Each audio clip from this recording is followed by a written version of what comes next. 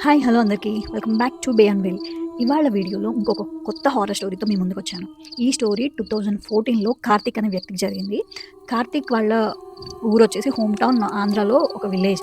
ఆ విలేజ్కి కొంచెం లైక్ ఒక 1 అవర్ దూరంలో వాళ్ళ అమ్మమ్మ వాళ్ళ ఊరు కూడా ఉండేది. అందులో వాళ్ళ మామయ్య వాళ్ళ ఫ్యామిలీస్ వాళ్ళందరూ ఉంటారు. ఆ ఊరు కార్తిక్ చిన్నప్పుడు హాలిడేస్ టైంలో స్కూల్ డేస్ టైంలో వెళ్ళేవాడు.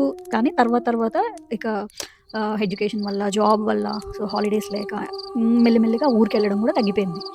అయితే వాళ్ళ మామయ్య వాళ్ళ కొడుక్కి పెళ్లి ఫిక్స్ అయింది. సో పెళ్ళికి మాత్రం తప్పకుండా వెళ్ళాలి. సో ఏంటంటే వాళ్ళ అమ్మ వాళ్ళేమో డైరెక్ట్‌గా పెళ్ళికి వాళ్ళ ఊరు నుంచి ఒక 2 రోజుల ముందే వెళ్ళి వాళ్ళ మామయ్య వాళ్ళ ఇంట్లోనే ఉన్నారు.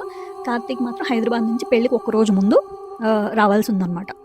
అయితే వీళ్ళ మామయ్య వాళ్ళ ఊరు ఎలా ఉంటుందంటే కొంచెం లోపలికుంటుంది. అంటే మెయిన్ రోడ్ మీద నుంచి వాళ్ళ ఊర్లోకెళ్ళాలంటే ఆహ్, కనీసం ఒక 20 మినిట్స్ వాక్ పడుతుంది. లేకపోతే మామూలుగా అయితే బస్ కూడా ఉంటుంది. కానీ బస్సు ఆహ్, లైక్ ఫిక్స్డ్ టైమింగ్స్‌లో వస్తుందనమాట. అండ్ తిను హైదరాబాద్ బస్‌లో వస్తున్నాడు ఆ ఊరికి. సో, హైదరాబాద్ నుంచి రావాలంటే ఆ 20 మినిట్స్ వాక్ తర్వాత ఊరి బయట అక్కడే డ్రాప్ చేస్తారు. ఊరు లోపలికి రారు. సో, అలా అయితే కార్తీక్ ఏంటంటే పొద్దున్నే హైదరాబాద్ నుంచి బస్సు ఆ ఊరి పొలిమేరకి రీచ్ అయ్యేసరికి అరౌండ్ 4:30, 5 AM అవ్వచ్చు యాస్ పర్ ఎస్టిమేట్. అయితే ఆ 4:30, 5 AMకి వచ్చిన తర్వాత వాళ్ళ కజిన్‌కి కాల్ చేస్తే వాళ్ళు బైక్ మీద వచ్చి తిన్ని పిక్ చేసుకొని వెళ్తారు. అది ప్లాను. అయితే ఏమైందంటే అనుకోకుండా బస్సు 3:30కే వచ్చేసింది. ఒక్కొక్కసారి కొంచెం ఫాస్ట్‌గా ట్రాఫిక్ లేకపోతే వచ్చేస్తాయి గదా! సో, 3:30కే వచ్చేసింది. తను బస్సు దిగేసి పొలిమేరలో ఒక చిన్న బస్ స్టాప్ లాంటిదుంది. ఆహ్, ఏదో చిన్న లైట్ కూడా ఉందనమాట బస్ స్టాప్‌లో. అయితే తను బస్ దిగాక వాళ్ళ కజిన్‌కి ఫోన్ చేస్తుంటే అసలు కలవట్లేదు. స్విచ్డ్ ఆఫ్ అని వస్తుంది. నెట్వర్క్ నాట్ అవైలబుల్ అని. అసలు కనెక్ట్ అవ్వట్లేదు. సరే కనెక్ట్ అవ్వట్లేదు. కొద్దిసేపు ఆగి ట్రై చేద్దాం. మేబీ వాళ్ళు నిద్రలో గూడా ఉండుంటారు గదా! మరి 3:30 అయింది.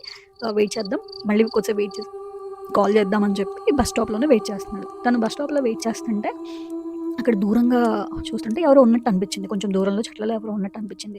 కొంచెం అబ్జర్వ్ చేసి చూస్తే అక్కడ ఒక అమ్మాయి ఉంది. ఆ అమ్మాయి ఒక లెగిన్ అండ్ ఒక టాప్ ఏసుకొని ఉంది. అండ్ తన చేతిలో హ్యాండ్ బ్యాగ్ ఉంది. ఒక బ్యాగ్ గూడా ఉంది. క్యారీ బ్యాగ్ కూడా ఉంది. Luggage bag. తను మెల్లిగా బస్ స్టాప్ వైపు నడుచుకుంటూ వస్తుంది ఆ అమ్మాయి. కార్తీక్ ఏమనుకున్నాడంటే ఆ అమ్మాయి గూడా ఇతనిలాగే లైక్ హైదరాబాద్ నుంచో వేరే దగ్గర నుంచి బస్‌లో వచ్చి ఎర్లీగా దిగినట్టుంది అని అనుకున్నాడు. సో, ఆ అమ్మాయి కూడా వచ్చి బస్ స్టాప్‌లో వెయిట్ చేస్తుంది. తిను ఒకవైపు, అమ్మాయి ఒకవైపు వెయిట్ చేస్తున్నారు. వెయిట్ చేస్తుంటే ఇంగ ఆ టైంలో ఒకతే అమ్మాయి ఉంది. సరే అని చెప్పేసి పలకరించాడనమాట. "మీది ఈ ఊరేనా?" అని చెప్పేసి అడిగాడు. అడిగితే ఆ అమ్మాయి "అవును ఇది మా ఊరే" అనంటే "మరి మిమ్మల్ని పిక్ చేసుకోవడానికి ఎవరన్నా వస్తున్నారా?" అని అడిగాడు. అడిగితే ఎవరు రావట్లేదు. ఫోన్ చేస్తుంటే కలవట్లేదు మా నాన్నకి. వెయిట్ చేస్తున్నాను అని చెప్పింది. ఇతను కూడా చెప్పాడనమాట. నేను కూడా మా బావ వస్తారు. కాల్ చేస్తుంటే కనెక్ట్ అవ్వట్లేదు. వెయిట్ చేస్తున్నాను. నేను వెళ్ళాలి. ఇది మా అమ్మమ్మ వాళ్ళ ఊరు అని చెప్పాడు. సో, అలా మాటలు కొద్దిసేపు మాట్లాడుకున్నారనమాట. జస్ట్ క్యాజువల్‌గా ఎక్కడి నుంచి వస్తున్నారని కొద్దిసేపు. సో, అప్పటికి ఒక 10 మినిట్స్‌కి కాల్ చేస్తున్నాడు. కానీ కనెక్ట్ అవ్వట్లేదు వాళ్ళ బావకి. యెస్. ఏం చేద్దాం అని చెప్పేసి ఆగుతుంటే ఆ అమ్మాయి అంది. సో, చాలా సేపటి నుంచి వెయిట్ చేస్తున్నాను కదా! యాక్చువల్‌గా నడుచుకుంటూ ఎళ్తే చాలా ఫాస్ట్‌గా ఎళ్ళిపోవచ్చు. 20 మినిట్స్‌లో వాక్ చేసుకుంటూ ఎళ్ళిపోవచ్చు. కానీ ఒక్కదాన్నే ఎళ్ళడానికి భయమేసి ఆగాను నేను. మీరు గూడా వస్తున్నారు కదా! ఎలాగో సో, నడుచుకుంటూ ఎళ్ళిపోదామా? ఎంతసేపని వెయిట్ చేస్తామా? అంది. అతను కార్తీక్ కూడా అవును కదా! చాలా సేపటి నుంచి వెయిట్ చేస్తున్నాము. దగ్గరే అంటున్నారు. దానికి తోడు ఒకళ్ళు తోడు గూడా ఉన్నారు. ఒక్కళ్ళమే కాదు కదా! పొలాల్లోంచి. సరే నడుచుకుంటూ ఎళ్ళడమే బెటర్ ఆప్షన్ అనిపించి సరే అని చెప్పాడు. సో, ఇద్దరు ఆ ఊరి పొలిమేర నుంచి ఊర్లోకి నడుచుకుంటూ వస్తున్నారు. పొలాల మధ్యలోంచి వస్తున్నారనమాట. ఆహ్, అయితే అమ్మాయికి ఆ ఊరే కదా అమ్మాయిది. సో, ఆ అమ్మాయికి ఊరు తెలుసు, దారులు తెలుసు. కార్తీక్ ఏమో ఎప్పుడో చిన్నప్పుడొచ్చాడు. అందుకే తెలీదు. కాబట్టి తనేంటంటే బ్లైండ్‌గా అమ్మాయి ఎటెళ్తే అమ్మాయి వెనకాలే ఎళ్తున్నాడనమాట. సో, అమ్మాయి ఎటు తీసుకెళ్తే అటెళ్తున్నాడు ఇంకా. ఆ ఊళ్ళోకే గదా ఎళ్ళేది అని చెప్పి. అంత అనుమానం గూడా ఏం రాలేదు. సో, తీసుకెళ్తుంటే 20 మినిట్స్ కూడా దాటిపోయింది. హాఫ్ అన్ అవర్ అయింది. ఇంకా ఇల్లు కనబడట్లేదు. ఊర్లోకి రావట్లేదు. ఏంటి 20 మినిట్సే వాక్ అన్నారు గదా! 30 మినిట్స్ అవుతున్నా ఇల్లు కనిపించట్లేదు. ఊళ్ళోకి రావట్లేదు అని చెప్పేసి లోపల ఏదో డౌటొస్తుంది. మెల్లిగా అమ్మాయి చాలా ఫాస్ట్‌గా తినకంటే ఫాస్ట్‌గా వాక్ చేస్తుంది. ఆహ్, తిను పిలిచాడు 2, 3 సార్లు. ఆ అమ్మాయి పేరు ప్రసన్న అని చెప్పింది. సో, ప్రసన్న గారు అని చెప్పి పిలుస్తున్నాడు కార్తీక్ వెనక నుంచి. కానీ ఆ అమ్మాయి రెస్పాండ్ అవ్వట్లేదు. ఇంకా దూరంగా ఎళ్ళిపోతుందనమాట. కలిసెళ్దాం అని చెప్పింది. ఈ అమ్మాయి ఏంటి ఇంత ఫాస్ట్‌గా ఎళ్ళిపోతుంది అని చెప్పేసి ఏం అర్థం కాకుండా కన్‌ఫ్యూజింగ్‌గానే అలాగే ఫాలో అవుతున్నాడు ఆ అమ్మాయిని. సో, కొంచెం దూరం వెళ్ళాక ఆ అమ్మాయి కనపడట్లేదు. ఎక్కడికెళ్ళిపోయింది అని చెప్పి చూస్తే ఆ అమ్మాయి ఎక్కడ లేదు. ఏంటి ఇప్పటి వరకు కనీసం కనిపిస్తుంది. ఇప్పుడేంటి సడెన్‌గా అసలు ఎటెళ్ళిపోయింది ఈ అమ్మాయి? ఈ అమ్మాయిని నమ్ముకొని నేనొచ్చేసాను అని చెప్పి చుట్టూ వెతుకుతున్నాడు. చుట్టూ వెతుకుతుంటే కనపడట్లేదు. సో, అప్పుడు దూరంగా అమ్మాయి కూర్చునుందనమాట. అమ్మాయి కూర్చొని ఏడుపు వినిపిస్తుంది. అని చెప్పేసి ఏడుస్తుందనమాట. ఎందుకు ఏడుస్తుంది ఉన్నట్టుండి అని చెప్పి అతను కార్తీక్ అమ్మాయి దగ్గరికెళ్ళాడు. అమ్మాయి ఒక రాయి మీద కూర్చుంది. దగ్గరికెళ్ళి "ఏమైంది ప్రసన్న గారు? కొద్దిసేపు కనపడలేదు మీరు. కంగారు పడ్డాను. ఎందుకు ఏడుస్తున్నారు?" అని చెప్పేసి అడిగితే ఆహ్, "నాకు మా ఇంటికెలా ఎళ్ళాలో అర్థం కావట్లేదు" అంటుందంట. ఓకే. ఈ అమ్మాయి ఏంటి దారి మర్చిపోయిందా ఏంటి చీకట్లో? కొంచెం తేడాగా ఉంది.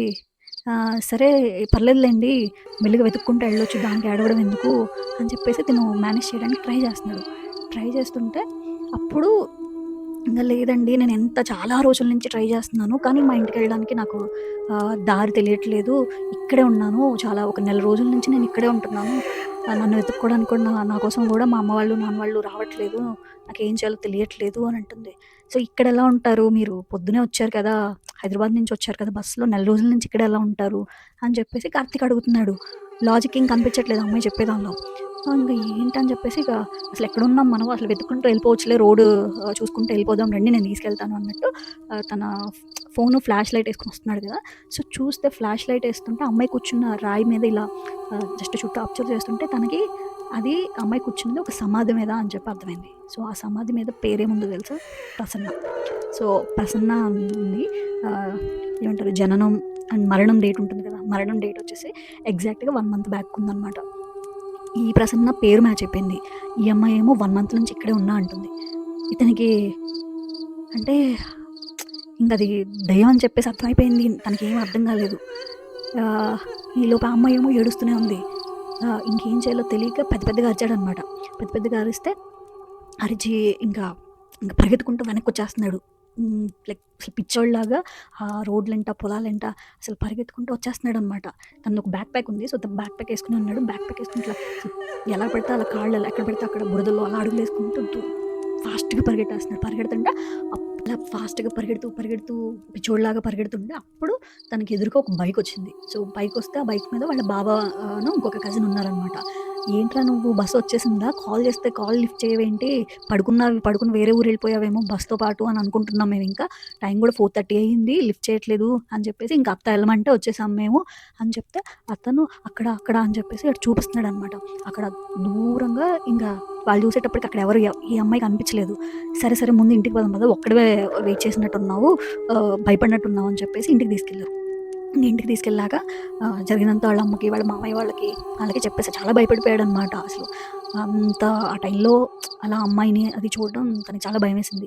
ఇంకా అప్పుడు వాళ్ళ మామయ్యకి అర్థమైపోయింది. ఏమైందంటే ఒక 1 మంత్ బ్యాక్ ఇలాగే హైదరాబాద్ నుంచి ఒక అమ్మాయి అక్కడ బస్సేమో రోడ్డుకి అటువైపు దిగాలి. దిగి వీళ్ళ ఊరు రావాలంటే రోడ్ క్రాస్ చేసి ఇటొచ్చేయాలనమాట. అయితే ఆ అమ్మాయి రోడ్ క్రాస్ చేస్తంటే ఒక పెద్ద లారీ వచ్చి ఆ అమ్మాయిని గుద్దేస్తే ఆ అమ్మాయి అక్కడికక్కడే చచ్చిపోయిందంట.